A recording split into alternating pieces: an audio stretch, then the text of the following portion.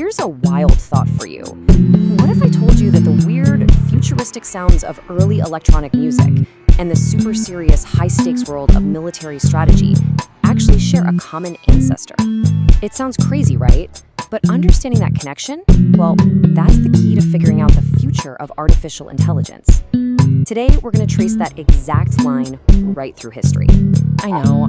On the surface, these two things couldn't be more different. You've got a musician in a studio plugging cables into a wall of blinking lights, and then you have a general in a command center planning a battle. But believe it or not, the core principle driving both of them is exactly the same. They are both masters of something called a creative system. So here's our roadmap for connecting these dots. First, we'll nail down what a creative system even is. Then we'll look at its original physical blueprints. We'll see how those systems jumped into the digital world, and then, this is the cool part, how the systems themselves started to create. From there, we'll see how they're becoming our AI partners, and finally, we'll ask the big question: where do we as humans fit into all of this? All right, first things first. Before we go any further, let's get on the same page. What are we actually talking about when we say creative system?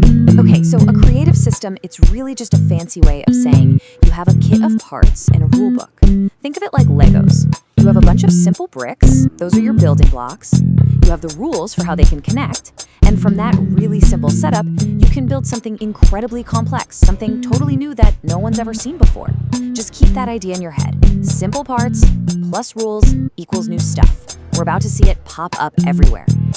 Let's make this feel a little more real. We're gonna rewind and look at how this all worked with physical objects, stuff you can actually touch. And we'll start with the bleeps and bloops of early electronic music. Picture this. It's the 1960s. Pioneers like Robert Moe and Don Buchla are inventing these amazing machines called modular synthesizers. Now, this wasn't like a piano with fixed keys. Instead, musicians got a box full of separate modules, oscillators to make a raw sound, filters to shape it, and so on. Their job was to act like an old-school telephone operator, physically connecting these modules with patch cables to build a totally unique path for a sound that might have never existed before. And here it is. This is where it all starts to click.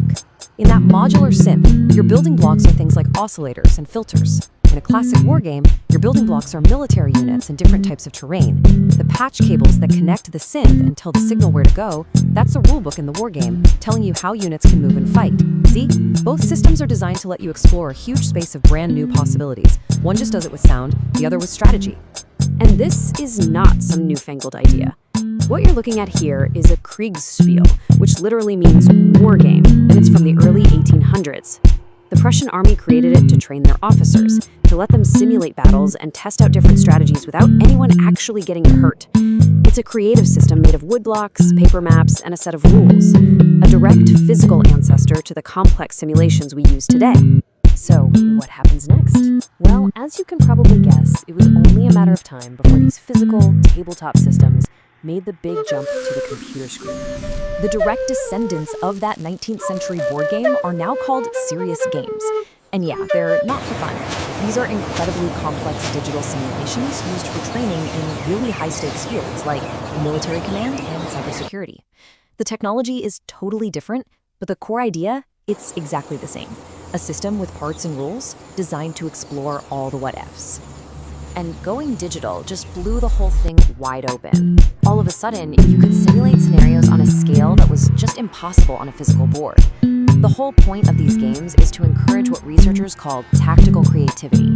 That's the ability to come up with original, winning solutions while still playing by the rules of the system. Okay, so up to this point, humans have always been in the driver's seat. We were the ones playing the game, patching the synthesizer. But this is where our story takes a massive turn.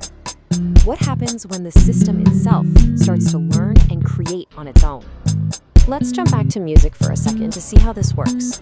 Generative AI models, the ones that create audio, basically learn in a two-step dance. Step one, they just listen. They process thousands of hours of audio to figure out the fundamental building blocks of sound. We call that representation. Then comes step two. They start practicing. They try to generate their own audio, get feedback, and refine it over and over again.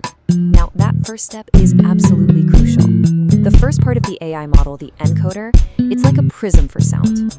A really complex sound wave goes in one side, and the encoder breaks it all down. deconstructing it into its most basic essential ingredients. It's not just making a copy, it's figuring out the recipe that makes that sound unique. And where does it keep all these recipes? In a kind of conceptual map called the latent space. The best way to think about the latent space is as the AI's imagination. It's this compressed, abstract world where it organizes all its knowledge, grouping similar sounds together. And this is the magic part. The AI now has an understanding of the ingredients of sound, not just a recording of the final cake. So once it has that recipe from its imagination, the latent space, the second part of the model, the decoder, gets to have all the fun. Sure, it can perfectly reconstruct the original sound. But what's really amazing is that it can now reach into its latent space, grab a few different ingredients, and combine them to create something totally new.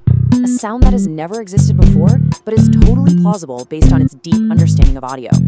The system isn't just a player anymore, it's a composer. This leap from a tool that we just operate to a system that can genuinely understand and generate new ideas, it fundamentally changes our entire relationship with technology. Honestly, we're moving from a world of tools to a world of teammates. And this is not science fiction, it's happening right now. Take the Cyber Attack Academy, for instance. Here, the simulation isn't just a practice field. It's enhanced with an AI mentor. This AI is smart enough to understand and answer between 80 and 90% of the students' questions.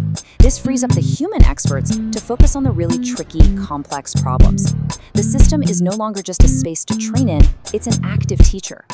And this slide right here is the whole point.